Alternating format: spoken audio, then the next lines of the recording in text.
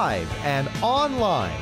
It's Sleepless with Steve and the Movie Book Club with your host, Steve Pulaski.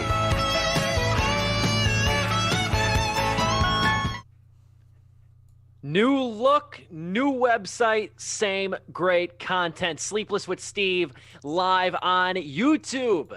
We are live in living color, brand new home for the show. Welcome, everyone. Sleepless with Steve live on YouTube. First show on YouTube. We've been on Twitch the last several months, and now we are broadening our horizons, hopefully broadening our viewership, and streaming live tonight on this great platform for which you're all familiar. Good to be with you. I'm Steve Pulaski. Joe Viso on the big theater screen, making me miss movies on a weekly basis over here.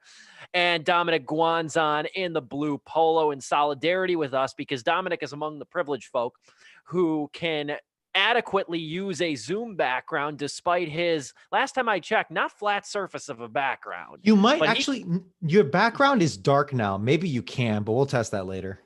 Yes, we had a little issues kind of setting this up over the last few weeks. Joe and I cannot do backgrounds super well. Joe's kind of got his own system. I might have to borrow something similar to that. We have a peak of 4 people watching right now. So this is already like a 200% increase from Twitch. So YouTube, good. Yes, keep up the great work. And I mean, our highlights can do pretty well though. So I'm not too discouraged on that note. But it is a one-topic show today. Top 5, count them 5 favorite films of 2020. And it's actually technically the first of 2 shows, because next week we'll be giving our top 5 worst films of 2020. These are our favorites, and there's not really any guidelines. I mean, I published my top 10 list about a week ago, or over the weekend, actually. So that's been public for a while. So if you read my content, you kind of know already what my favorite films of the year are and my worst films. And our kind of guideline here, though, however, is that we didn't have to review the movie on the show, which helps me as somebody like me who has no life and watches a ton of new movies. I think this year, I don't remember if I had an adequate count, but I think I saw actually like 20 movies in the theater up until March, obviously. And then I saw like, I think 85 or so new movies, which is still low for me. But you know, given the circumstances, I'll take what I can get. Before we get started though, how is everybody doing? Joe, I'll start with you. How's your week been going? It's been going good. I've been catching up. Originally my top 5 was a whole lot different. And then I eventually actually caught up on some movies that I didn't get a chance to watch due to the pandemic, because they either closed down theaters and they just never came to theaters. And so I was like, all right, now I get to finally see these movies. And a couple of them actually made it onto my top 5, or even like some honorable mentions that I'll have that I won't go into detail about the movies, but yeah. Indeed. Dominic, how about you, man? How's your week been? It's been surreal, right? Because we're recording this on January 13th. The president has been impeached again, and it has been 1 week to the day since the Capitol was besieged. We're not going to talk about it much, but it's just surreal because, and I know people like to make comparisons to 9/11 to literally everything, but with the Capitol siege, it was just really weird watching something of that caliber of national emergency be streamed, be recorded on iPhones and cell phones. And it's just crazy to watch. So I've been like, like doom scrolling. I've been like doom video hunting, or just fascinated by how much stuff is on there. And it's just been crazy, man. It's surreal. It's absolutely surreal. And 2021 off to a great start, already usurping 2020, on track to usurp it by usurping the government. So great job 2021. We're doing well. Yeah, this has not been a better week at Pulaski Manor either. My damn fridge broke. I've told these guys about it. Oh, that's the real, yeah. Yeah, and this is the real crisis over here.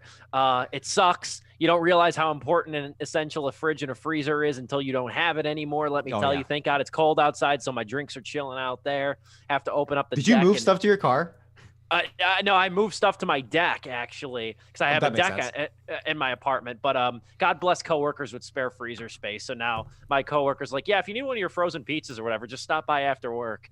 I'm like, so, you got to do what you got to do, man. It sucks. I don't wish a broken freezer on my worst enemy because it is a high level of frustration. Unlike this show, and this is going to be a really good show with our top 5 favorites of 2020. Thanks to everybody who's currently viewing on YouTube. Got a handful of viewers on there right now. Feel free to interact and chat. Keep it civil. Keep it not racist and everything. I know that's hard on the internet these days. I know that's hard on the internet these days.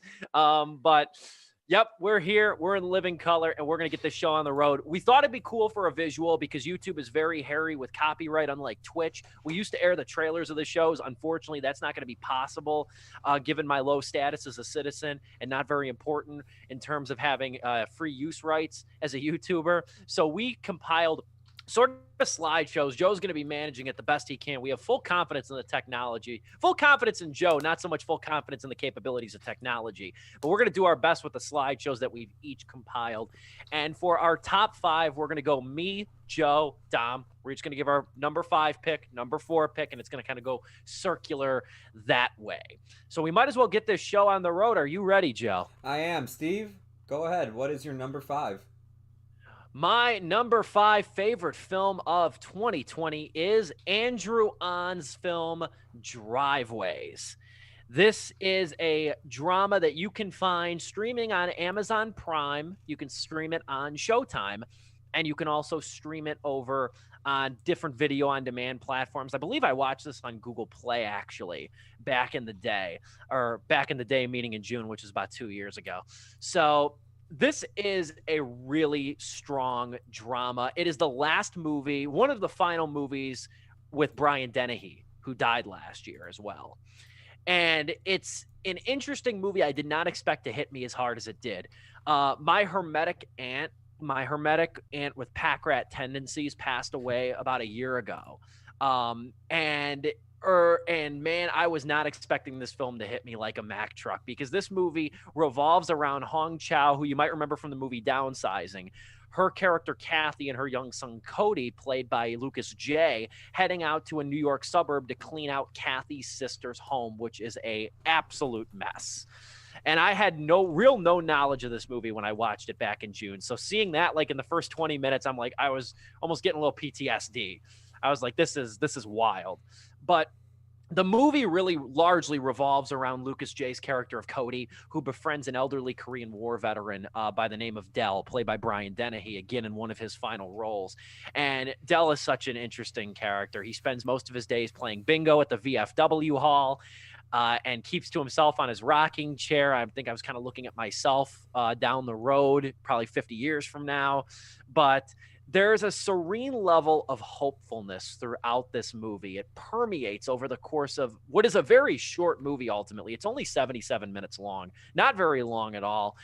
Both Cody and Dell are searching for some sort of companionship in an isolated world, and Cody is very shy, doesn't have a lot of friends. He's staying with his mother at his aunt's place, so he's even in a more kind of foreign area, and he's a young kid, too, who doesn't make friends easy, but finds it just comforting to read the newspaper to Dell or eat popcorn with them on the porch. It's just a unbelievably wholesome movie that's made up of a lot of small moments. I don't want to give it away, but there's a terrific scene when Dell takes Kathy and Cody to play bingo at the VFW hall, and Cody almost has to leave because he's underage. And there's a really just beautiful, beautiful scene. One of those scenes that makes you wish you had that experience as a kid. It's great. It's a cozy, inviting little movie, even in its occasionally darker moments. It's Andrew On's Driveways. It's now streaming on Amazon Prime and Showtime if you have a subscription to that. But you can also rent it for a couple dollars on various video on demand sites, and I highly suggest you do. Driveways number 5 for my favorite films of 2020. Let me just say that as a little Asian kid who would follow his mother, aunts, and grandmother to the Downers Grove Heritage Fest Fire Department sponsored bingo halls during those street bingo sessions, I can relate to those. I haven't seen the movie, but I can relate to those. Those were good. They didn't kick you out because it's a street it's a festival. It was the Heritage Fest, so those were always good. Indeed. Joe, are you ready to give your number 5 on of 2020? Yeah, I am, and it's gonna be the complete opposite, man. Oh my god, that's good. Like I just literally like looking at yours, I was like, oh, that's a really nice film that Steve put there.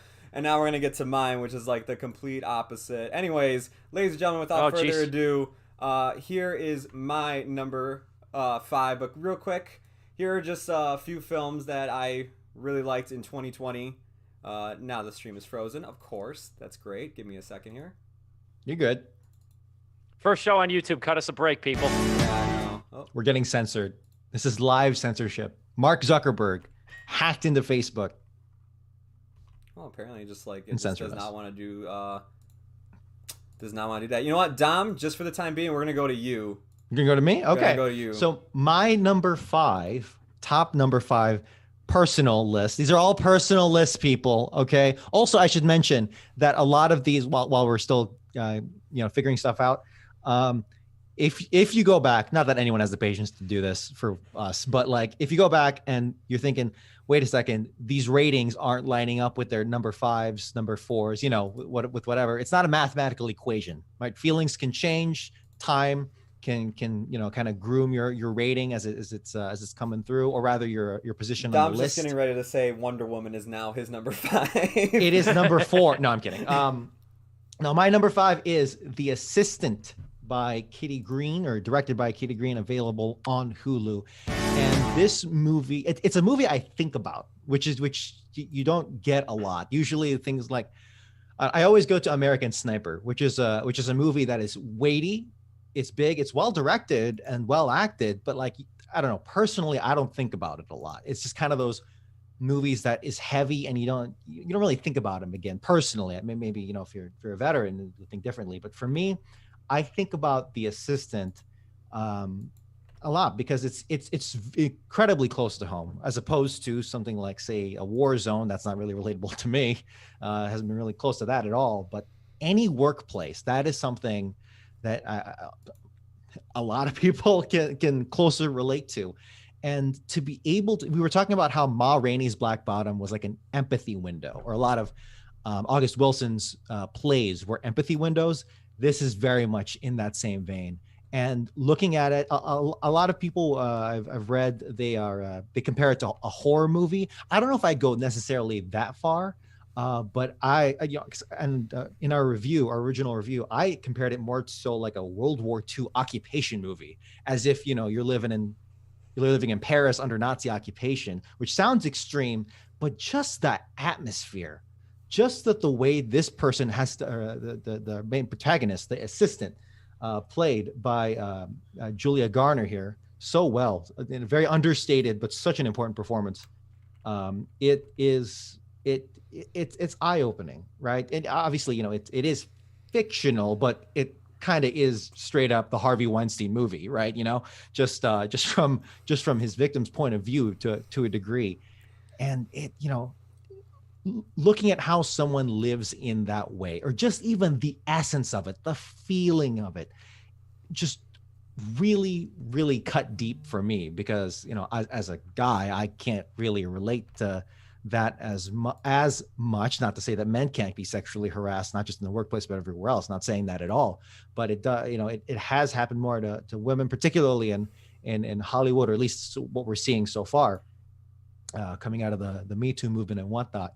And I'm just really glad that this film has kind of taken the mantle as the Me Too movie to a degree, particularly when it came out. I'm just really happy for that, because it could have gone much worse. It could have been bestowed. That title could have been bestowed to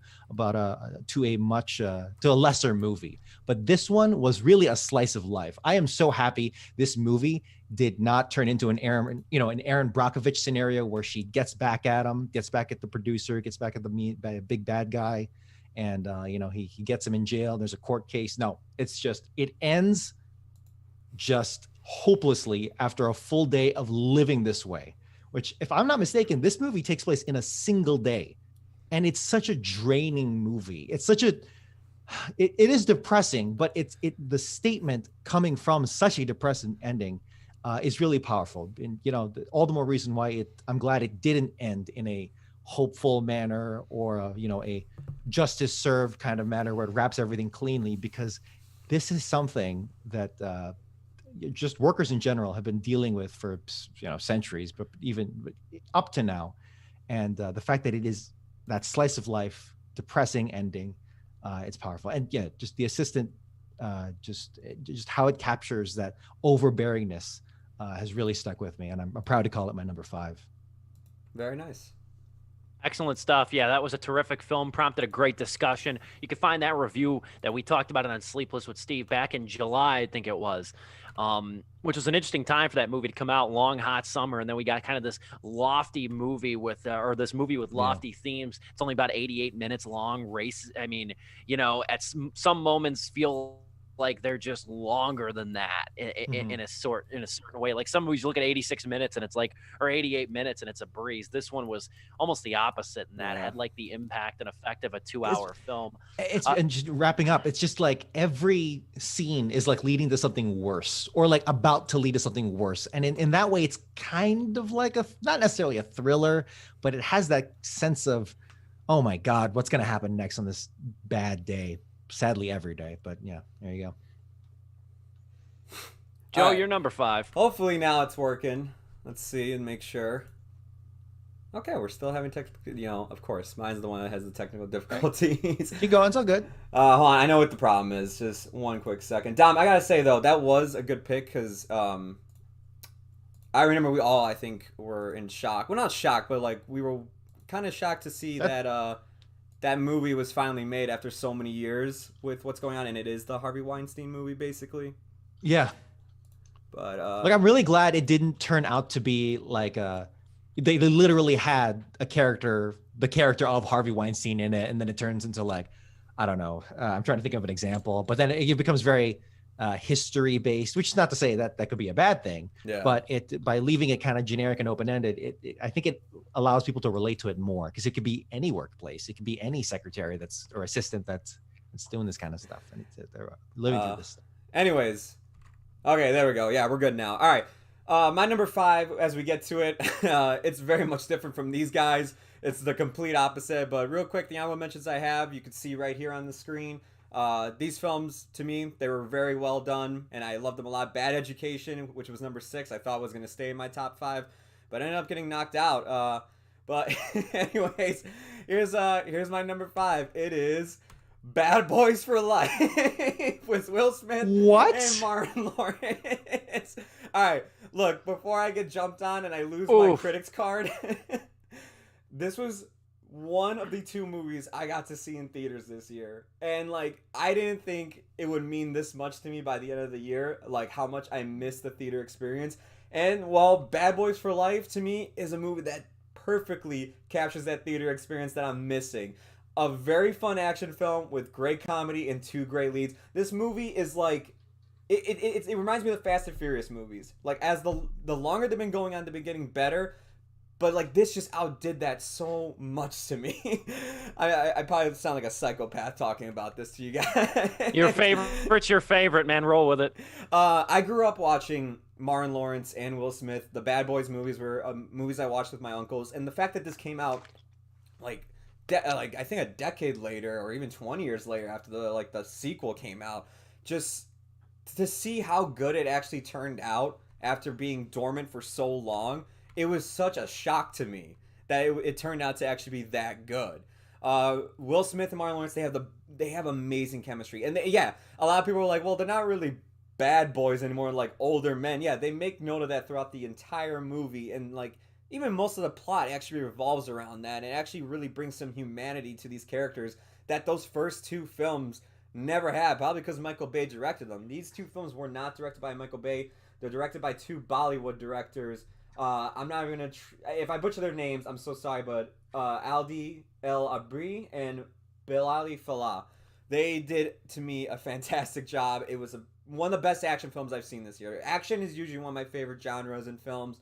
And to me, this was outstanding. It had character, it had great action, and had some really good humor, which was missing from that one film we reviewed, Extraction, earlier this year. Yeah, I just had a blast watching this. I know I sound crazy as hell, but don't worry. The rest of the list, it's gonna make up for it. I swear. I'll have my critics card back in no time. You, like I said, you don't have to justify your picks. The one thing I will say though about Bad Boys for No, you have Life, to justify that one. You have to justify that one. no, I mean, you don't have to. I was gonna say you don't have to apologize. Maybe you justify, yes. Apologize, no. No, I will say though, the best thing I could say about Bad Boys for Life, it was the right move to turn it over to two new directors, Adil and Bilal, if I'm not mistaken. They did bring a more of a grounded humanity than the previous two movies did. That's for sure. And I couldn't even watch Bad Boys 2 again and prep for it. I couldn't sit through that again. It went deep on the lore, on the Bad Boys lore. You got some family history and some background. That Bad Boys Wikia should be updated by now. I think it's looking good. We shall move forward then. I guess it's my turn. Number 4. My number 4 favorite film of 2020 is Leigh Whannell's The Invisible Man. One of the handful of movies, depressingly so, that I got to see in theaters. Really glad I did. Saw this on Leap Day 2020, actually. Yeah, I forgot it was a leap year last year as well. So we actually had one added day of torment of 2020. Moreover, though, if you're going to dust off an age-old property, this is how you make it shine. Leigh Whannell has now officially given you a blueprint on how to remake a movie from the 30s, the Claude Rains classic based on the H.G. Wells novel, and do a phenomenal job. Like my all-time favorite writer, Charles Bukowski, said, it began as a mistake. And that's how The Invisible Man began, because this was supposed to be included in Universal's fabled, ignominious Dark Universe, which was kicked off with the Tom Cruise movie The Mummy back in 2017. There was going to be The Invisible Man. There was going to be The Wolf Man. There was going to be the Phantom of the Opera remakes to try to make this cinematic universe of all the Universal monster movies. Problem was The Mummy was a shit movie, didn't make any money, and then put all the plans on hold for that franchise. But Universal entrusted Leigh Whannell with a medium to small budget to make this movie. It's not part of the Dark Universe technically, but after the success of his movie Upgrade, they let him kind of take the reins on this movie, and the result is absolutely outstanding. Whannell isn't interested in fan service with this movie. He's not interested in catering to or paying homage to Claude Rains or catering to the Hammer horror films of the 30s. He is focused on making a movie that's multi-layered, a movie that you can view and enjoy, truthfully, and there's nothing wrong with a surface-level mystery, thriller, horror film, but this movie doubles as a subtle but powerful commentary on the lingering effects of trauma and gaslighting as well. And let me just say, too, it's about goddamn time that Elizabeth Moss gets her recognition. She is so impressive in a physically demanding role. She can play distressed and unstable with conviction. But you would already know that if you checked out Alex Ross Perry's Queen of Earth, or another Alex Ross Perry movie, actually, Her Smell, both of which she has starring roles. She can play these roles of distress with conviction without emphasizing theatrics. And oftentimes in this movie, which is long too, it's over 2 hours, it's utterly horrifying to see her reality crumble around her and her losing grasp on her sanity based on the kind of reactions of others. I love the technology in this movie, too. I love the effects. I think they did a brilliant job bringing The Invisible Man to life. It puts other feeble remakes, reboots, whatever you want to call them, like The Grudge, which came out back in January that nobody remembers. I don't even think the director remembers he made that movie. Oh, my God. I just remembered that. Thanks. See Exactly. No, it's okay. The director forgot he made it, I'm sure. And Jigsaw, another remake that looked like a direct-to-DVD, lackluster project. Yeah. Loved The Invisible Man. It was my favorite movie for the longest time of the year up until we started to get some really great offerings later on in the year. Still cracks my top 5. Number 4, The Invisible Man, my favorite of 2020. I haven't seen it. That's one that I sadly missed, not just from theaters, but just in general. But Elizabeth Moss absolutely has that fierceness about her. And she can absolutely straddle that line between, or even just combine all the emotions of crazed, or not even just so much the generic crazed, but just because she's been pushed to the edge of her sanity. And she plays that so well, and you know, you're making me want to watch this, man. Maybe put on my modified list. I don't know. It's I on just get, HBO Max, I believe, too. I believe it is on oh, HBO. that's an easy one. Okay, I got that. And yeah, I just keep thinking also to like, man, if they just literally picked up the Brendan Fraser mummy movies, like the ones from the 90s and early 2000s, and just have that be part of the universe, like they could have made it to at least the third movie of that universe, and then they would have been fine. I'm not grave dancing, but I'm glad they didn't, because then we wouldn't have gotten this tremendous movie. And I That's really true. hope that going forward, Universal looks to, if they're going to demand they remake the Phantom of the Opera and the Wolfman again, they keep it small scale and they hire these creative, these, you know, relatively young, Lee Winnell's only 43, these relatively young directors with a vision, with a capital V vision. And Lee Winnell, too, if you remember that name, beyond Upgrade, he was also one of the main proponents and one of the main voices behind the Saw trilogy. And I stand by the first 3 Saw movies as being uniformly solid horror films.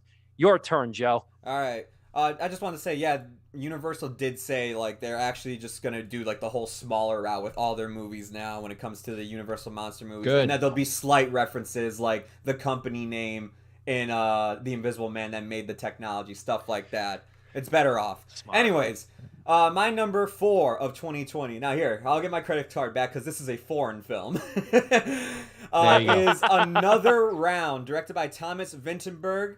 And you can find this, unfortunately, you won't be able to find this on any streaming services for free if you already pay for them. You're going to have to rent this one. But you can find it on every pay-per-view thing, whether it be Vudu, Amazon, etc., whatever you want to find it on. This movie stars Mads Mikkelsen, and another movie that I love this year, like Soul, it deals with a man going through a midlife crisis.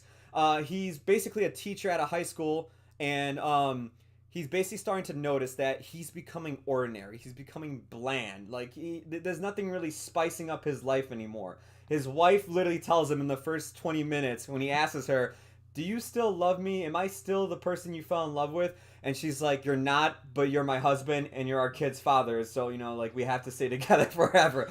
Really, really strong way to open a movie, if you ask me. But what this movie is about, it's about Mads Mikkelsen's character. I'm trying to remember the name here. I have it written down in my notes. Martin.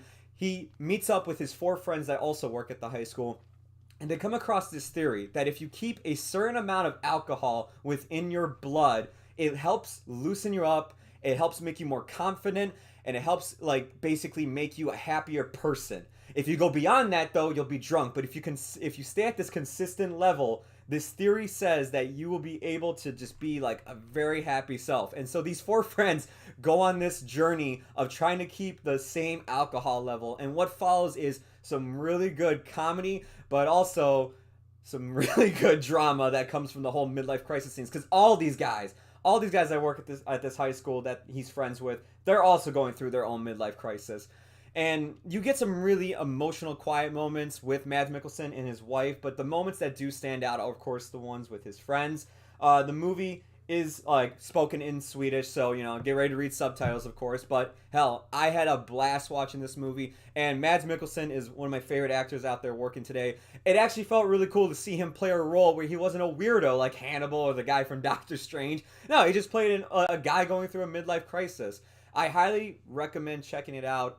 It was only $6 on Vudu when I rented it compared to the $20 releases that usually come out. I think this came out at foreign film festivals and all these other places, so that's probably why it's cheap. But if you got $6 and you love Mads Mikkelsen, or if this just sounds interesting and funny to you, I highly recommend checking this movie out. I need to see that one. My mother, it was actually the one who told me about it. It's not very often, no disrespect to Mama over here. It's not very often Mom beats me to a movie in terms of like finding one out before I hear about it. She'll tell me about stuff and I'm like, yeah, I want to watch that, or yeah, I've heard about it. She recommended that movie to me, or she told me about it. She read a big review on it. So I am planning on watching that, and your inclusion of it on this list motivates me even more, Joe. Yeah, it is. I've seen a lot of people say like it's a movie that actually celebrates drinking culture, and in some ways it kind of does.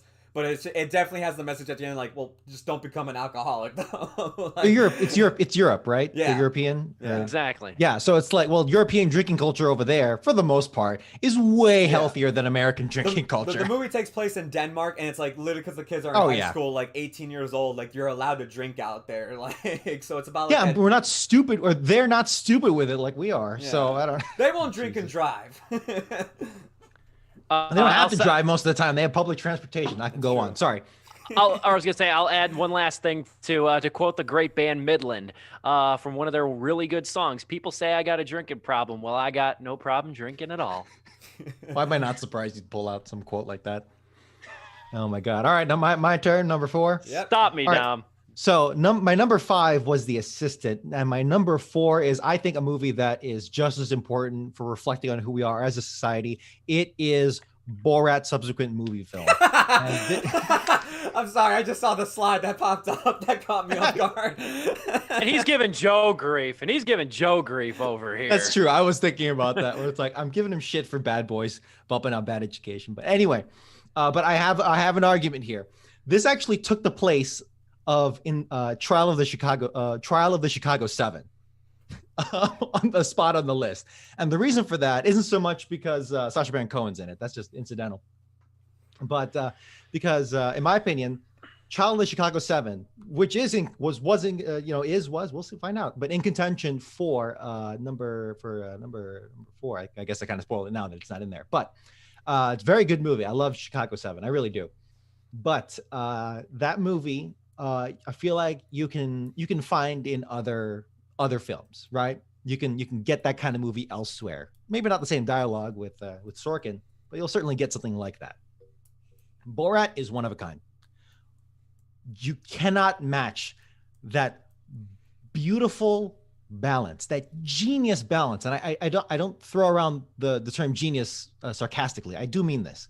That beautiful balance of raw societal reflection and moments woven together of spontaneous improvisation and just absolute moronic, dumb, low-grade, bottom-of-the-barrel humor.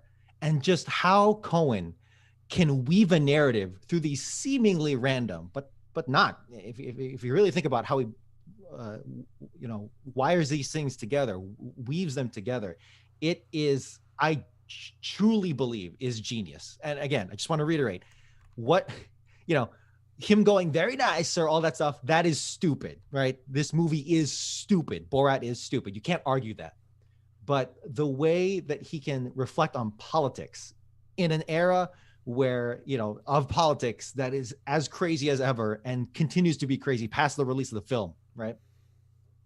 Is astonishing. How it's able to be relevant again after we beat the character of Borat into the ground culturally for years after that first movie came out. Oh my God. We have mentioned it before in the original review that, we were all in grade school when that came out or whatever. And it's like, it was nothing but Borat references for weeks and months and years on end, and Anchorman.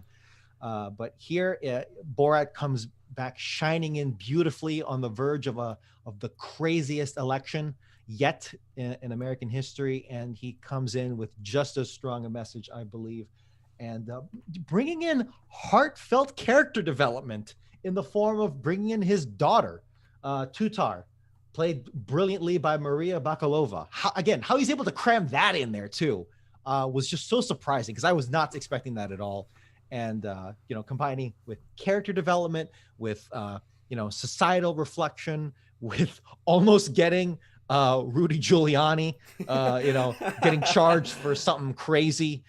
Which granted, if you think about it, is not that high of a bar to meet, but still, the fact that he's able to do it, and in the year 2020, when he should be irrelevant, it shouldn't be as stinging or as on point as it is, and he has struck lightning twice with the subsequent movie film. So that's why Borat is my number 4. Solid justification overall. I mean, it was kind of a pleasant surprise. The movie was largely shot in secrecy, and we didn't know about it. Yeah. None of us know about it coming out until a couple weeks before its release. And it was definitely a pleasant surprise. I just wonder, though, about its longevity. in general. You know what That's I mean? fair. That's It's very such a fair. hyper current movie. And I wonder about, and it doesn't really take anything away from it, but like, I wonder about its longevity going forward, because I hate to feel this way. And this is not a topic to dive into for this show, but there's something about these streaming movies that feel like they come and go a lot quicker than if they were released into theaters. I And think I that's think the that nature. You go ahead.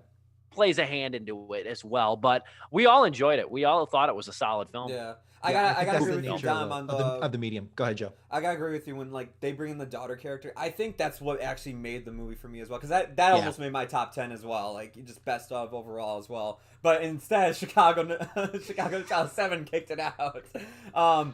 But to me, like, yeah, the daughter being incorporated into that movie, I think is the real heart of it. And I think if he didn't have something like that in the movie and was just going for the humor, I don't think it would have worked out. We would have had like another Bruno situation where it just kind of came and went, and we were just like, I guess he's just some one note thing with Borat.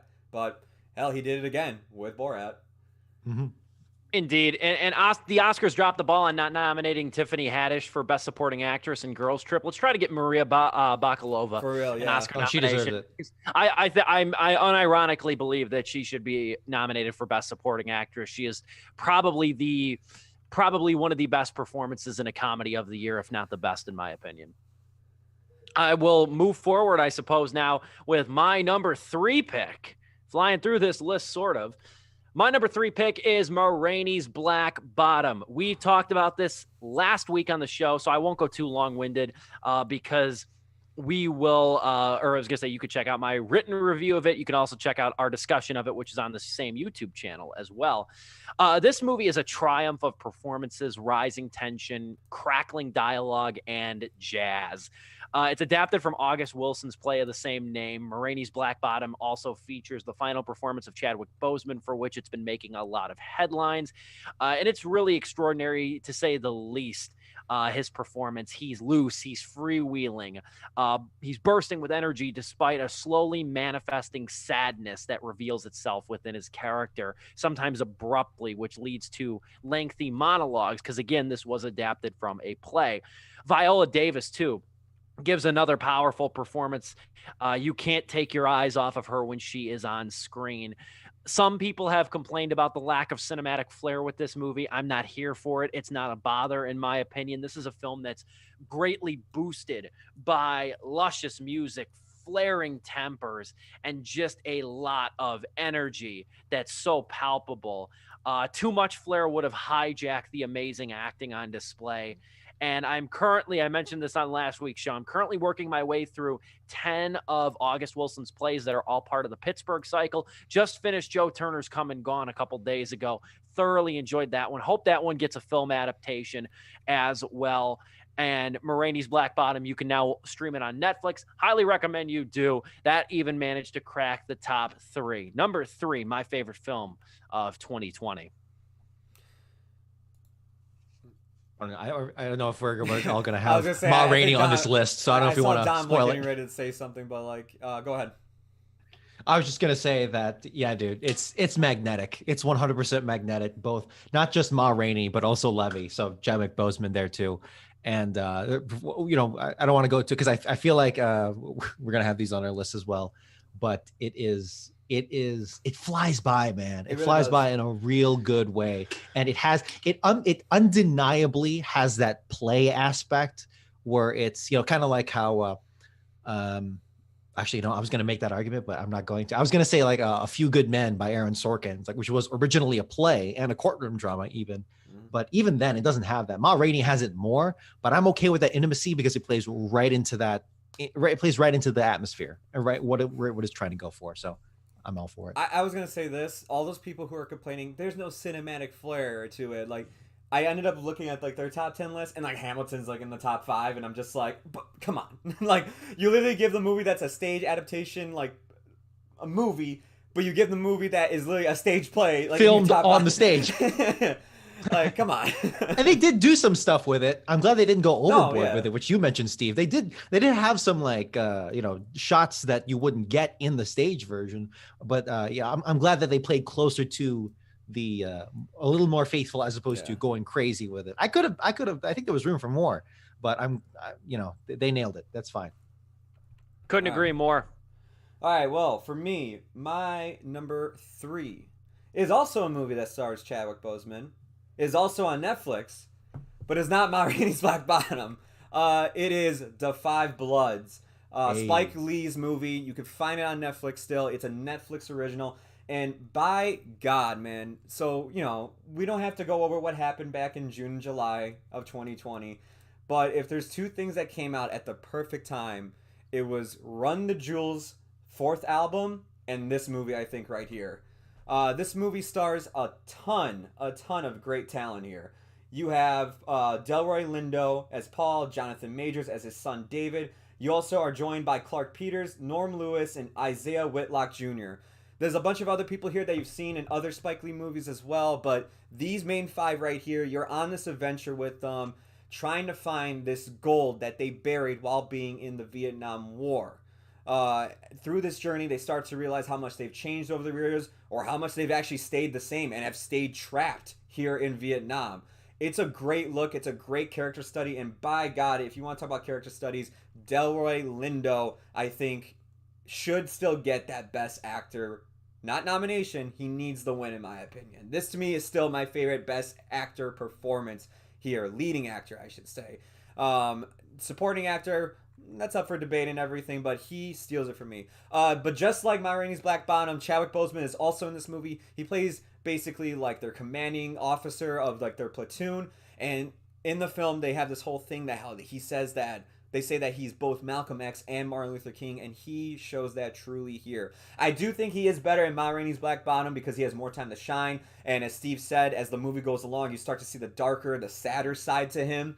But to me, like, The Five Bloods was just a better film overall. With an enjoyable performance from Chadwick Boseman, one of his last ones ever. If you haven't seen this movie, please do. Otherwise, Delroy Lindo, who is looking directly at you at the camera right now, if you're watching this, will hunt you down and kill you. But yeah, The Five Bloods is on Netflix. Please check it out. Yeah, good stuff. It's a conflicting movie for me internally on where I was going to place it or how I could place it, if at all. And because on one hand, like I had some, it felt weird with the pacing and how it wrapped up and some tonal conflictions, but god damn, that soundtrack, and like anytime you remove the backing track to any vocals and then it's just the vocals by itself, that is like, that's a trick that never gets old for me. And Marvin Gaye's "What's Going On" is the perfect song for this setting, which is the 60s, or rather the oh my god, I just saw the picture show up on the screen. My god. But yeah dude, anytime you use Marvin Gaye and then you remove the backing track, so it's just his vocals, is a beautiful moment. That was a series of beautiful moments. Yeah. Delroy Lindo's performance, that's my favorite monologue of the year, 100%. It even beats out Levy's or all the monologues in Ma Rainey's, which came in close, but goddamn, just the moments leading up to Delroy Lindo's Jungle Walk, and just the sweat and the intensity and all the ground work being played up there, absolutely wonderful. And I think he should win, or at least get in contention for Best Actor. Well, when you get to that second half of the movie, it is tense as hell throughout the rest of it. I mean, you're just like, okay, what the hell's gonna happen next? Because he's losing his mind. You have people catching up with him that want to kill them because they found out about this gold. I mean, it's just getting crazy. It's a good choice. That's a solid choice right there. I've been watching actually a couple Spike Lee movies to start the year. Watch some deep cuts, some ones you don't hear about. I watched the documentary stand-up movie, the original Kings of Comedy, to start the year, which was really good. And I just watched Girl 6, which is a really forgotten one from 1996 with Teresa Randall. That one was actually the first movie he directed that he didn't write, about a woman down on her luck actress that goes to work as a phone sex operator. I actually just watched that one. Fun fact, which wasn't half bad. Had some flaws, not half bad. Don't want to take away from Dominic, however. He's got a number 3 pick to share. All right, so my number 3 might be controversial, I don't think amongst this group, but for other people who are looking at my list, my number 3 is Hamilton. Hamilton on Disney Plus, directed by Thomas Kail. Now, I know we were joking just a bit ago about how it's a stage play, stage musical shot like a movie, but that is an art in and of itself. And how you're able to focus, as much as I do want like a version where it's just a static camera and you can like switch between the various whatever, I don't know, that's a little more advanced. Take my money for that idea. But the cinematography here by Declan Quinn, excuse me.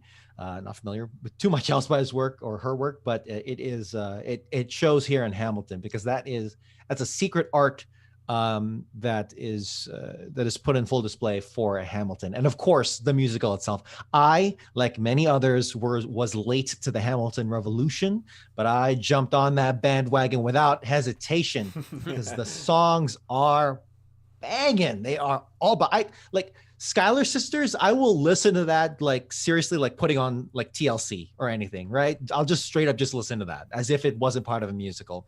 And that's when you know you have something special on your hands. Not necessarily it has to be for every musical, but for something like this, for something as epic as this, it shines so damn well. That and a few others. But yeah, dude, the depth of the historical references, because I'm a bit of a history nerd. I won't say a buff or like in any way professional to it, because I'm not so much where I can read historical documents, hundreds of pages of that, whatever. Those are the real ones. Shout out to you. But I do like going on Wikipedia tangents, and I do like just watching and reading about history, and to just the fact that they could rap about the American Revolution and not make it the corniest freaking thing ever, and in fact one of the coolest things ever, and have something that I can sing with Chelsea, my girlfriend, in the kitchen. Just would play it randomly, and it's like, oh yeah, oh hell yeah, we're gonna bop to this. Is fantastic. Of course, Lin-Manuel Miranda's writing and construction of this musical is so deep and so beautifully constructed. There's all sorts of analyses on that as well that you can watch and read up on, and to have it on film, I hope kickstarts another revolution. Even as we come out of the pandemic, it can do what Fathom Events couldn't do on its own before the pandemic, which is bring the stage to screen in a way that is respectful, of course, to stage itself. I'm not saying it should take away from the Met or Broadway or any kind of stage, maybe after a year, whatever business side of it is fair to stage. I hope we get to see more musicals on not just streaming service. I would straight up pay for a streaming service, however, like $20 a month, maybe, I don't know. But I would pay for that. I would support that to get musicals on screen and be able to watch it. And Hamilton kickstarting the revolution in so many ways, culminating it in so many ways. And coming out on the 4th of July, that was like, sorry, wrapping up here on this one, coming out on the 4th of July, that was a really introspective 4th of July, I think, for a lot of us, because it was an election year. We were knee deep in the coronavirus, knee deep in the George Floyd protests. For me, that was an extremely reflective one. And as corny as it is to say it, but there's a reason why I'm saying it, is that Hamilton really helped me along in that way. So Hamilton, proud to call my number 3. Great stuff, man. I can't disagree. Hamilton was also a fun discussion on Sleepless with Steve. Again, you're on my YouTube channel right now. You might as well check out our review. You can find it on my page right here. And it's the beauty of YouTube. You can even reference back to old shows, and people don't have to go too far, which I like a lot as well. We're down into our number 2 picks as well. Show's kind of moving right on forward. I won't even hold it up. My number 2 pick is Cooper Raif's Shithouse. Do not be put off by the film's acidic title. I implore you not to be. This is, believe it or not, a disarmingly sweet, hyper-realistic look at a college freshman's isolated first year of school. And if anything else, it comes out in an appropriate year where isolation has been the theme since the springtime for many of us. And Cooper Raiff writes, directs, produces, edits, and stars as Alex, who eventually, throughout his kind of bumbling his first couple of weeks of college, meets a girl named Maggie, played by Dylan Galuya, a sophomore RA who is awake and alone like him one evening. The two spend the entire evening together, get a little intimate, little coitus, if you will. But Maggie turns out to be flaky, the following morning while Alex turns into being clingy.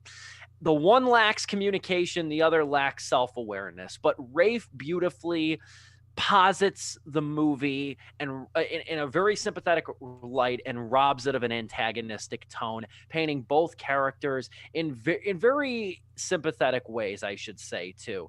It never suggests that either one is inherently wrong-headed. It's tender in that way. It's observant of the romantic fumblings many of us experience at college, especially our first time, which is kind of what Alex is going through throughout this movie. I said in my written review of it, and I'll say it again, Shithouse is really a film for those who spent the bulk of their freshman year of college mostly alone, calling their moms for comfort and mistaking a life lesson for love. And that is really the name of the game with this movie, too. I just wish at the end of the day that Cooper Raiff would have opted for a more couth title than Shithouse, because this movie is the enemy of search engines. When you try to search for it on like Roku or search for it on Google, you're not getting many results, or it's not popping up on the drop-down menu because of, obviously there's an expletive in the title.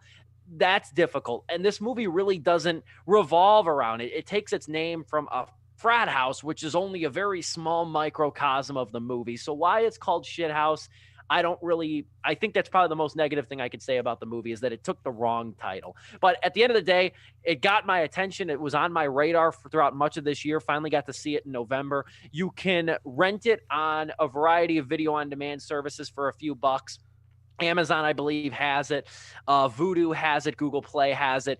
Highly recommend this movie, Shithouse. Cooper Raiff, cannot wait to see what you do, brother. Follow you on your socials, man. I think you're an interesting guy. I've even watched a handful of interviews with you. Whatever you got next, I support it. I can't wait to see it and review it. Shithouse, my number 2 film of 2020. Again, I remember you texted the group chat being like, hey, like if you guys want to watch Shithouse, it's on the Vudu account. And I was like, that sounds like a dumb title. I'm not going to check this out. And then I heard your review. I'm like, I should have checked that out. It is a case where it's like, I shouldn't judge based on the title, but I've been burned in that way before with things like, I don't know, Sucker Punch, right? I don't know. I don't know if that's a direct comparison, but it's, yeah. Don't judge a book by its cover, I guess, in this case. There's not a lot of movies with swear words in the title worse than hell that are very good. I'll say that. I understand the apprehension. That's another reason I don't think this title's great. There's very few movies with curse words in the title that wind up being good. This is an exception. Is it an indie film, or can be considered an indie film? I think so. Yeah. I didn't hear much about it. Okay. This was shot with no budget. Gotcha. All right. I'll move on to my number 2. My number 2 kind of also deals with the themes of isolation and being stuck alone, but you're at least stuck alone with somebody. And that film is Palm Springs, directed by Max Barbakow. You can find it on Hulu. Stars Andy Samberg, as well as somebody that I didn't expect to put this great of a performance in, Kristen Milioti. Thank you, Milioti, who I only know her from How I Met Your Mother. And when I first saw this trailer, I was like, all right, so this is going to be like a who cares, like comedy. Like, it's got Andy Samberg. Maybe I'll check it out. But no, this is a very heartfelt movie. It's basically a rom-com using the Groundhog Day formula. These two, which is itself a rom-com too. Yeah, that is also true. These two basically attend a wedding, and she runs into Andy Samberg later on in the evening, and he leads her to this cave. She enters the cave, and all of a sudden she's back at the start of the wedding day, and both of them are stuck in this time loop. Which, surprisingly enough, correct me if I'm wrong, I don't think any of these Groundhog Day formula movies have really done something like that, where it's multiple people are aware that they're stuck in the time loop. I don't think so either. And they're trying to get out at the same time.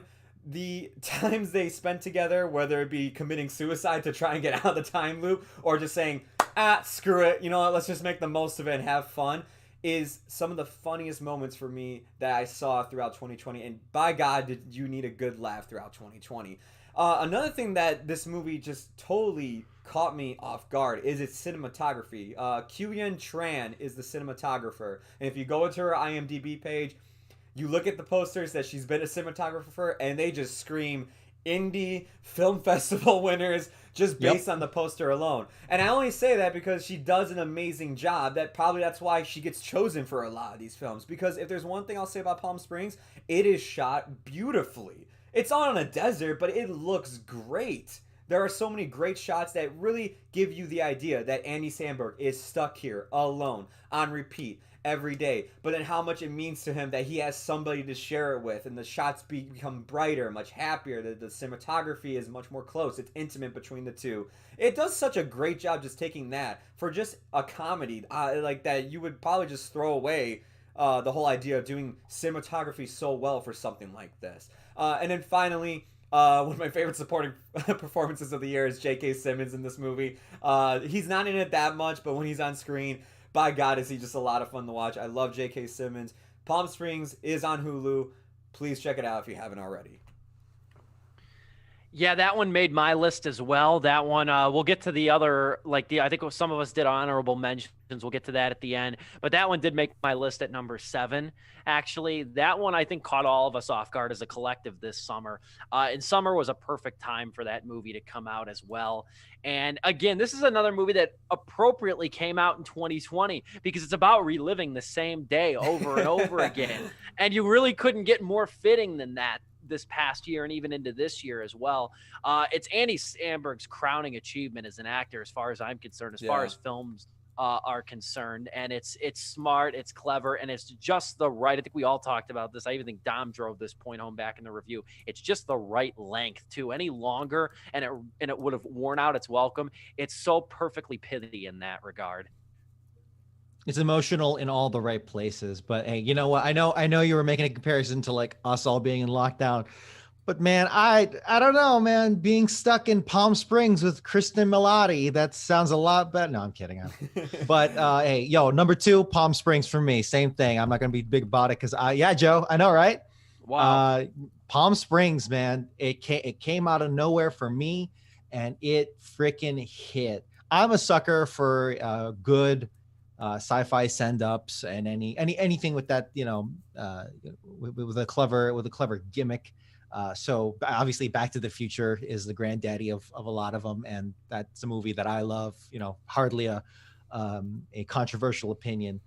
So to see Palm Springs take a formula and transform it in such a cool way, seemingly when you think the well is dry in so many like television plots, like single episode television plots. No, man, Palm Springs just takes it and makes it new again and brings it in new directions, which I didn't think it could do. And the blend of comedy here is awesome because it's Palm Springs is produced by the Lonely Island Trio. I don't know if officially under the Lonely Island. I think it is, but regardless, they all had a heavy influence on it beyond Samberg as well. And comparing it to like Hot Rod, which I watched the other day, I think, but comparing it to Hot Rod, it's obviously different. It's definitely different, but the humor is there, right? Palm Springs is a much more cohesive movie, intentionally so, or rather Hot Rod is less cohesive, intentionally so, but Palm Springs has a real heart and soul to it that doesn't feel as weightless as say Hot Rod or maybe anything else that the Lonely Island I believe is done. And so like the humor, like those cutaway gags that could have been like a one-off fleeting thing that's like random humor in something else, really just added to it and kept the momentum going here. That sense of comedic timing, hard to really drive home the argument when I don't have examples to show you precisely, but it is there if you really it's there when you pay attention to it, and you feel it when it's not there. And it's just happy to see it there paired with, yes, the cinematography here is friggin' awesome. Not quite every frame of painting, but getting close, man. There are a lot of shots that really surprised me with what it was going for, despite being a Lonely Island movie, which was a disparaging comment right there. But I hope that continues to transform as they continue to make more films, either like this or on a similar caliber. I really do. Yeah, dude, this movie, it's a 4-star movie for me in the original review, and it's still that way very much so. It hit when they were like the third slide where they're dancing in the pool hall and they're both like, screw it, we're stuck here, let's just have fun. When they were at that stage, that was, I don't know if I were just in the middle of lockdown, but yeah, dude, that when it came to 4 stars, as long as it stuck the landing, which it did, it hit 4 stars for me. And it is a fun ass movie. Palm Springs. I was so like, I'm happy it's on your list, but I was like, man, I'm so happy like nobody's having any bleed overs onto their list, and then we have the same movie at the same spot. I'm okay. That's fine. That's fine. That makes it easier. Watch it. That just sells it even more for people that are watching that haven't seen the movie yet. Also helps conversation because it flows better. Yeah. But yeah, that's my number 2. Proud to call it that. The 2 quick points. J.K. Simmons had one of the biggest laughs for me in that movie. And it comes towards the tail end of that movie with his son. With his son in the backyard. I don't want to give it away, but that scene made me roll. That's one of the funniest scenes of the year. Number 1, just his deadpan delivery of it. Number 1. Number 2, when I think of Palm Springs, and this is a testament to the cinematographer's strengths as well too, I just think of that beautiful, picturesque aqua water.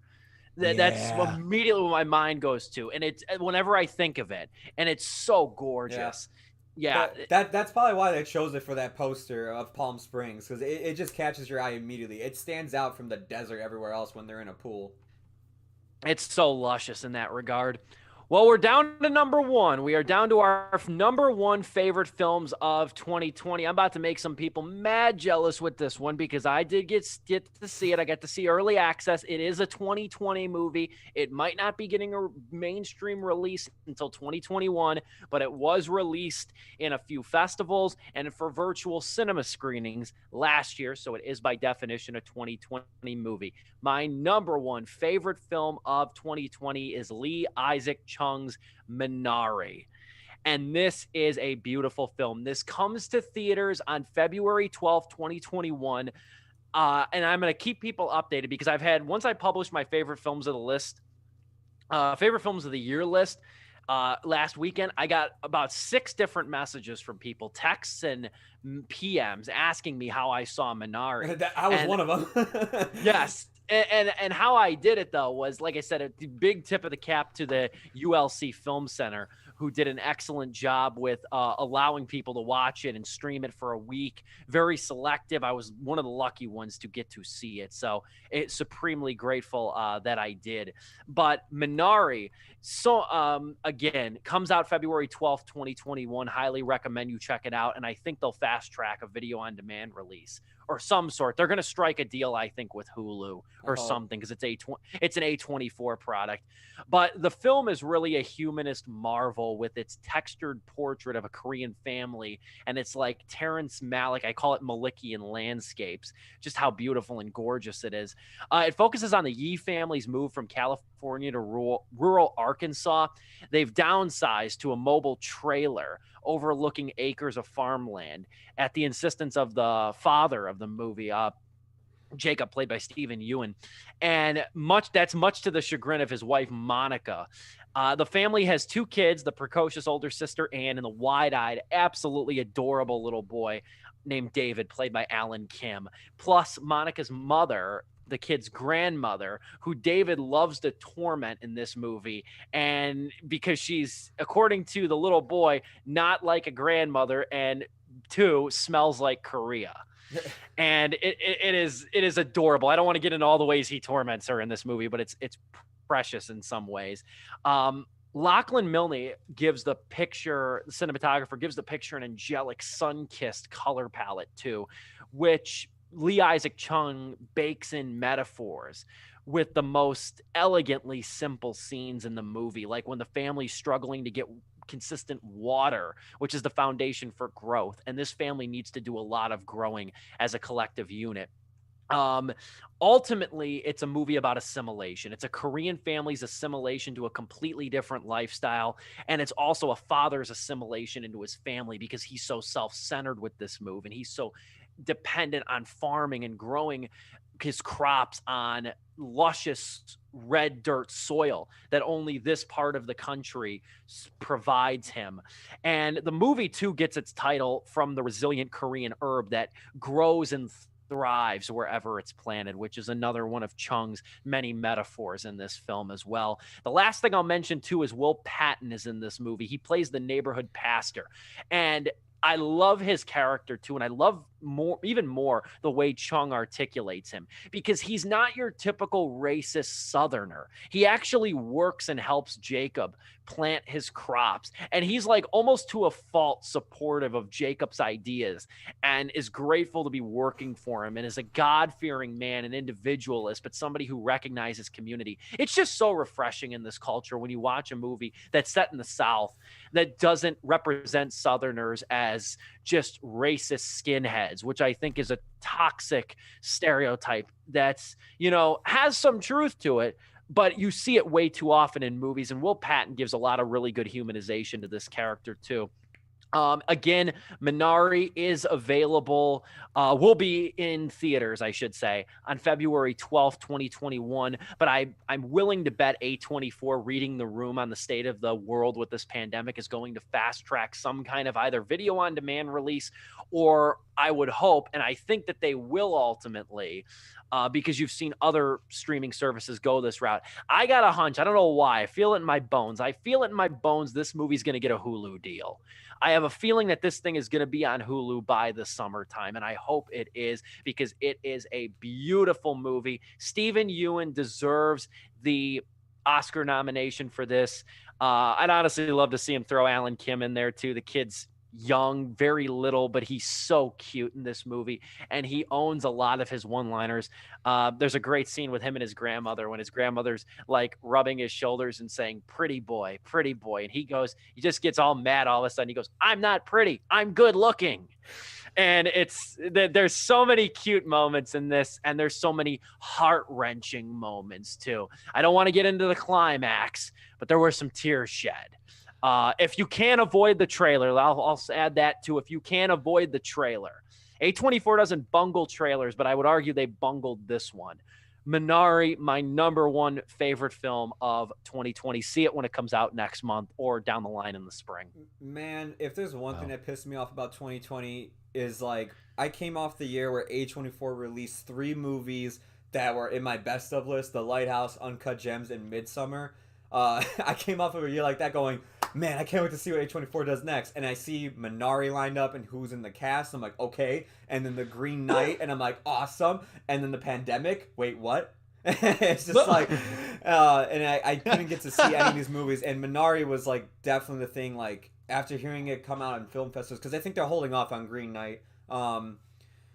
Hearing it come off of festivals, like how much people are loving it, I was dying to see this, and I was utterly jealous of you that you got a screener for it. Yeah, I was so thrilled when I got it. It's a tremendous movie. And to answer your point before we head into your number one pick, excuse me, The Green Knight is set for a release tentatively on July 30th, 2021. Okay. Dom, you got Dude, any movie that has the American dream in it, and then having it be an Asian family, and then like all these metaphors about like father son, like, God damn it, why is it speaking to me? I guess I gotta watch it. I don't know. And then it's about the American. Oh my God. Go ahead. Sorry. Go ahead. Number one, Joe. Take it away. No, my number one film of 2020, which you can find on a streaming service, is the sequel to Ma Rainey's Black Bottom. It's Soul, where Viola Davis's band needed to replace a piano player for some reason, and so they find Joe Gardner, voiced by Jamie Foxx. No, I'm kidding. Soul is my number one. This movie is directed by Pete Docter and co-directed by Kemp Powers, who we will be checking out his directorial debut, I believe, coming up very soon on Amazon with One Night in Miami. You can find this on Disney Plus. You don't have to pay for it. It comes with your subscription. And thank God it does, because this, to me, was the cherry on top of 2020. Like, that sundae can have the disgusting flavors. It could be a shit sundae, whatever you want it to be. This is, though, the cherry on top. You ended the year, at least, with this beautiful looking film. This is Pixar's best looking film to me. It took everything that they have been incorporating with all of their films. Coco with its shadows, Inside Out with its bright, colorful, like imaginative worlds, just everything. And then Toy Story 4's like just very in-depth, like detailed look of just like cloth, wool, all that stuff. It took everything and put it into this movie, man. It's amazing. And Pete Docter, I mean, we talked about this in the review. He's one of the best directors there is when it comes to Pixar movies, but one of the best directors in general. This guy is outstanding when it comes to his works. As I was saying, this is one of the most beautiful looking films, and you could see it here on this screen that I'm showing. Just so much detail, so much goes into this. And then finally, the last thing I'll say is, Tina Fey and Jamie Foxx, they're great in the film. Jamie Foxx plays Joe, the guy who's trying to get back to Earth, basically trying to get his soul back to his body. And 22 plays a soul who just doesn't find a purpose to living at all. And like, we have one guy that wants to live because he's finally having the moment to shine, compared to the one that doesn't want to live at all, and they have to work together in order to get there. And I also said in our review that, you know, for a year where a lot of people were going not only through like midlife crises possibly, but also just the crisis of the unknown of what's going to happen next. And, you know, you have something in mind, what you want in your future and everything. Soul, I think, takes basically what a lot of people were going through 2020 and just perfectly captures it in this beautiful family film. I've had little cousins watch it and everything, and they liked it, but like, you can tell that, yeah, this is definitely made more for older audiences. It doesn't mean kids won't like it, but as we said in our review, the people in the back, you're gonna love this way more than your kids that are gonna be sitting in front of you. Soul to me was, I think, one of the 2 movies I gave 4 stars. I think Palm Springs was the other one, and man, I absolutely loved it. It was my favorite film of 2020, and I can't wait to see what Pete Docter does next. Yeah, excellent stuff. I like that little intro you quipped there too. I would also add, the other thing I love is that you addressed, really almost took the words out of my mouth in terms of like how Pixar's been building to this movie visually. And I would also throw into the other one I would add to that, and it's a common one that gets forgotten. I would say they showed off lighting and texture effects effectively for, like, not the first time, obviously, but they showed real progress with it in Monsters University. Yeah. Being They a really college did. campus and everything like that, a picturesque sort of location. But yeah, I'm not going to disagree with a word you said about Soul. Dude, Pixar's been on an introspective kick lately with Inside Out and Coco, and now Soul, which is the most introspective out of all of them, almost like cerebral, Yeah. but the most outwardly cerebral movie that they have yet. And it is, it's just beautiful to see it play out in such a gorgeous manner, both visually and audibly. And it's such a delight that you know, when you think about everything else they have made before, this really feels like it's part of a new phase. Probably started with Inside Out, but it's just like a next level like Pixar movie that I don't think we've seen in a while. Probably not since like the first 15 minutes of Up, which even then was like the first 10 minutes of Up. You know how everyone talks about that, as opposed to like maybe like the latter half of the movie. But no, man, Soul's definitely got it. And I'm so glad you made it your number one, because I didn't. Despite being the jazz guy around here. But I'll tell you what, I'm looking that at scene, honorable mentions right now too, but go on. yeah. Are you on my honorable mentions? Well, I'll switch it to that, so it's on screen. Gotcha.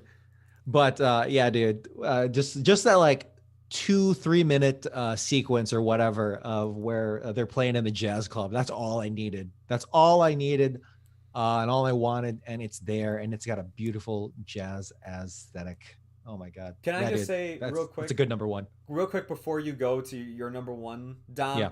I think Netflix was the winner of 2020, because I'm looking at your honorable mentions, yes. And then also just our top fives and everything. It's like Netflix had some of the best movies this year. This was an outstanding year. I don't know if it's because like obviously people had to sell it to Netflix because no theater release, but like hell, right? They had one hell of a year. There's some good movies to watch on Netflix.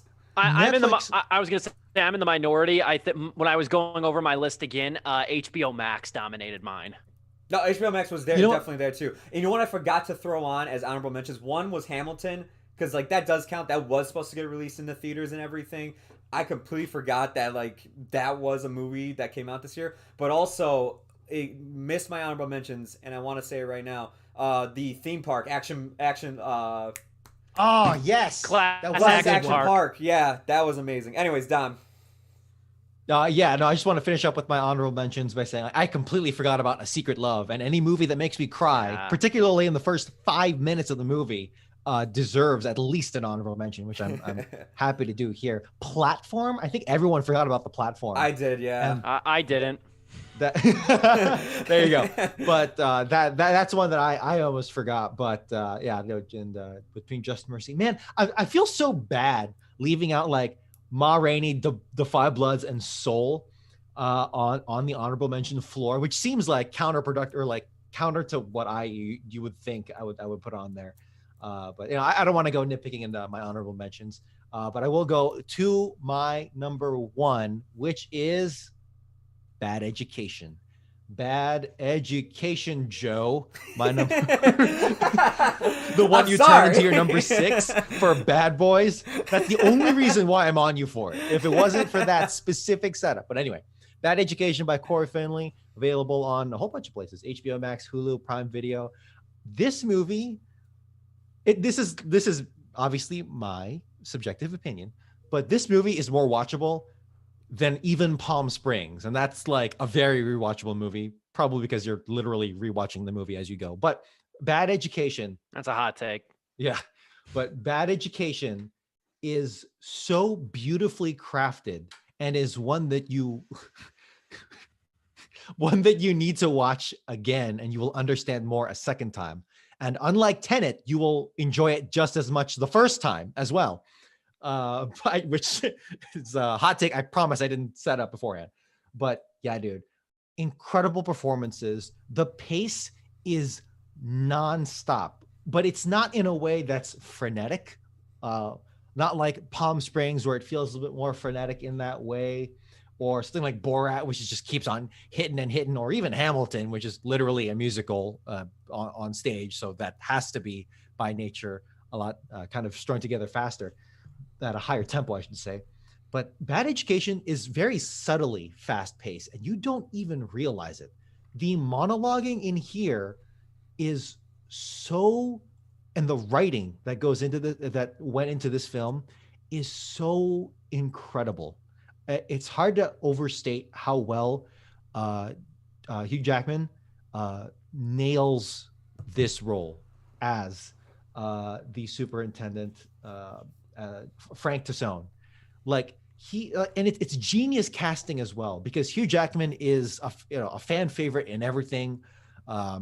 He's besides Wolverine, he particularly writing off of The Greatest Showman. He has such a clean, such a likable. He's like the perfect man in many circles, right? You could make a case for that too. And on top of that, he was an educator. I think he taught gym amongst maybe other things. Yeah. So he's great with kids, and he can relate to working with kids and being an educator, and he leverages that into his performance here as someone who is raised in a similar way, or rather goes into like a similar situation, but has that seediness and has that delusions of grandeur.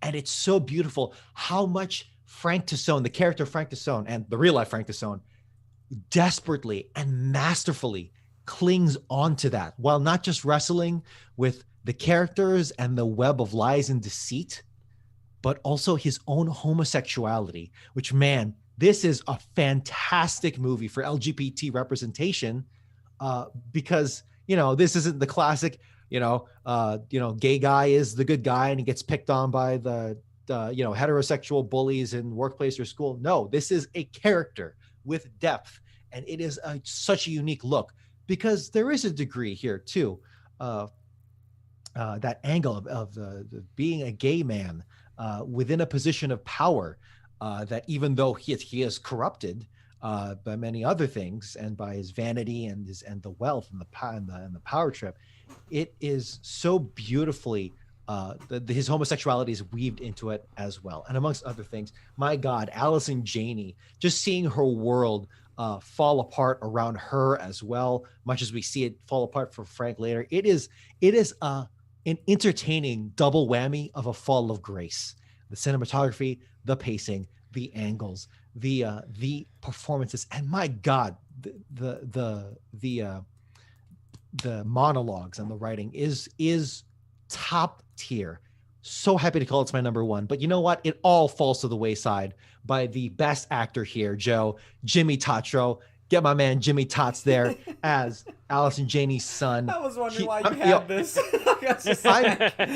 I'm memeing, but like no joke, when his very limited, like 30 seconds of screen time, I'm not joking. When he was on there, I was like, holy shit, this is the funniest thing I have seen yet in literal years. Just like just the juxtaposition and just his delivery is beautiful. It is like, I'm not joking. This is like, this is a role that is like on par with, this is such a dumb take, but like it's on par with, oh my God, who plays Donald Trump on Saturday Night Live?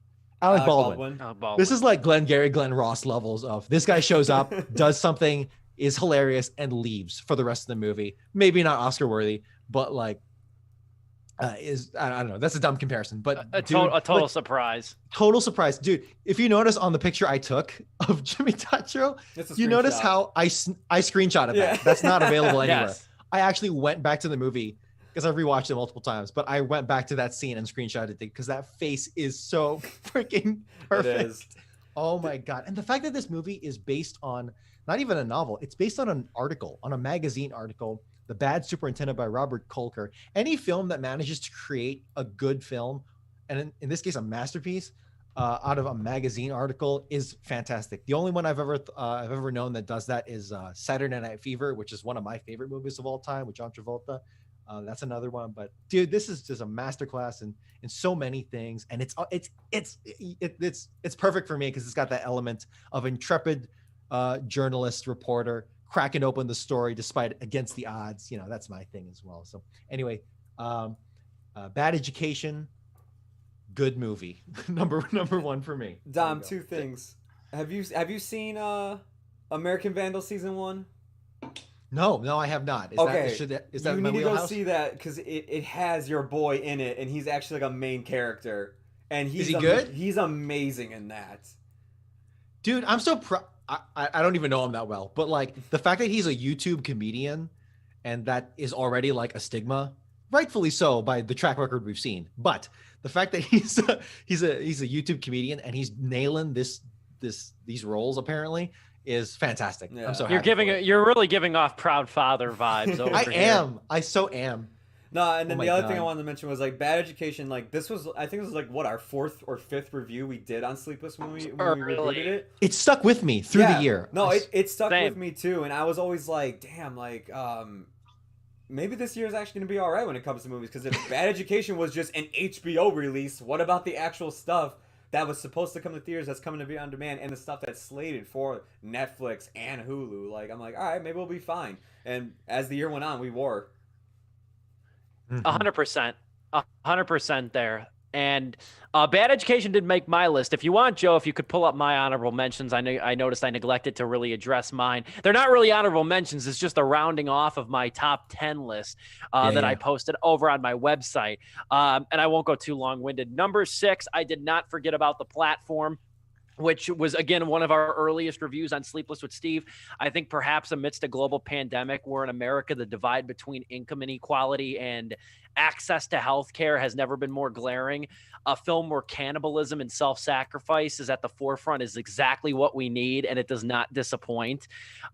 Think of it, The Platform, which is on Netflix, is kind of like a cross between Lord of the Flies with the uncomfortable truths of like capitalism a la Parasite. That's where I'll say that much. With a little Samuel Beckett in there too, I would say, like a Waiting for Godot.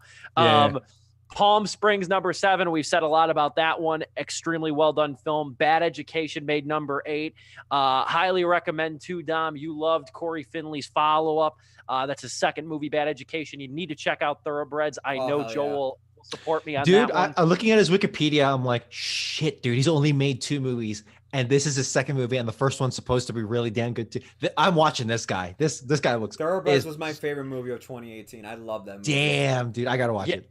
And there was no sophomore slump for him there, as far as that's concerned. No, clearly not. Never, Rarely, Sometimes, Always made number 9 for me. I think if ardent pro-life people or those even susceptible to have maybe a hazy opinion on abortion would cough up $6 to rent this movie, they might see the issue as not black and white. Really love this one. Sydney Flanagan gives an excellent debut performance. Not since Quinn Shepard, probably in Blame, have I seen a new actress make such a splash in that way. And then rounding that out is Class Action Park, which is a great documentary on HBO Max of the world's most dangerous amusement park. Joe mentioned that a little bit earlier. Yeah. For my honorable mentions, though, Charm City Kings on HBO Max, terrific film we talked about on the show. Finding Ying Ying, a documentary on Ying Ying Zhang, the U of I student who went missing. Big story over here. Really great documentary on that. And then David Fincher's Mank, about Herman J. Mankiewicz, the man who wrote Citizen Kane. That's on Netflix. That completes my list personally. Yeah. And then real quick, here's like my 10 through 6 that like I kind of breezed over because we were having technical difficulties. Number 10, I'm kicking out The King of Staten Island. That's just an honorable mention now, and in its place is Class Action Park now. I have made that executive decision. Number 9 is The Devil All the Time. That was also on Dom's honorable mentions. 8 is Trial of Chicago 7. 7 is Ma Rainey's Black Bottom, and 6, I'm sorry, Dom, is Bad Education. The other honorable mention I have is The Gentleman, Guy Ritchie's gangster flick. I actually managed to check it, and I thought it was very well done. And it's a return to form for Guy Ritchie that I enjoy way more than the King Arthur movie or The Man from U.N.C.L.E. or whatever the else he made. I think, Aladdin remake as well? Okay, since we're doing this, I guess I'll rate my honorable mentions right now. Have not done 6 through 10. I'll do it literally right now, live on air. Number 10, Devil All the Time. Number 9, The Five Bloods. Number 8, Ma Rainey's Black Bottom. Number 7, Trial of Chicago 7. Number 6, Soul. There you go. There we go. There you have it. That's it. I'm gonna regret that later, but that's my it's my 10 through 6. There you have it. A loaded show it was.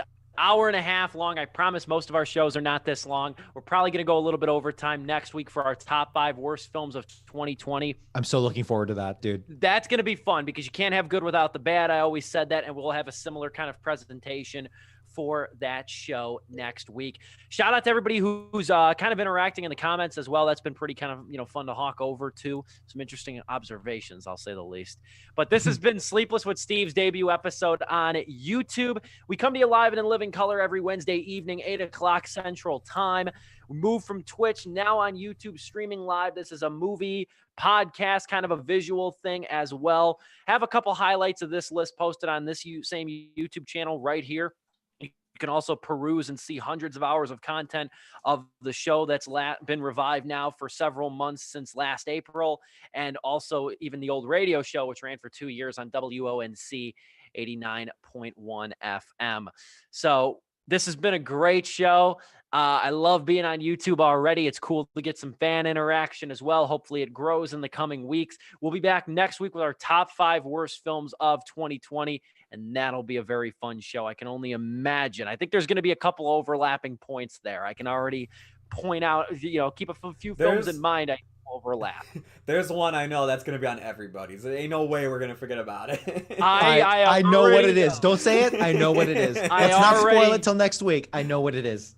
I already know which one it's going to be, and we will have fun discussing it. That's our show. I'm Steve Pulaski, Joe Viso on the theater screen, Dominic Guanzon in the blue polo. Sleepless with Steve coming at you again next Wednesday right here, youtube.com/moviewizone.